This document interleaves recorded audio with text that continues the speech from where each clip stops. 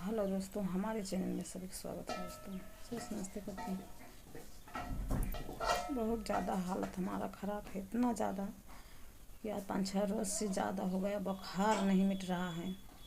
आज दवा लेने के लिए गए, डॉक्टर बोल रहे थे पहले दवा खाओ, बुखार ज़्यादा है, सुई नहीं लगाएंगे। और दोस्तों एक गोड़ बिल्कुल हमारे गला, गोड़ से नहीं चल पा रहे हैं। क्या बताएं, एक को वीडियो नहीं बना पा रहे हैं। इतना दुख की बात है, कितना दवाई खाएं, कितना क्या करें क्या नहीं करें, कुछ समझ में नहीं आ रहा। खाना पीना भी नहीं अच्छा लग रहा है, कुछ खाएं पिएं पता नहीं, मुँह किसे पता नहीं कैसे कैसे लग रहा। तो हाथ जोड़ कर रिक्वेस्ट है दोस्तों, वीडियो पड़ेगा लेकिन जब ठीक ठाक हो जाए कभी कभी डाल देंगे, क्योंकि ठीक होने के बाद तो पैर से नहीं चल पा रहे हैं दोस्तों, इसके लिए क्षमा मांगते हैं।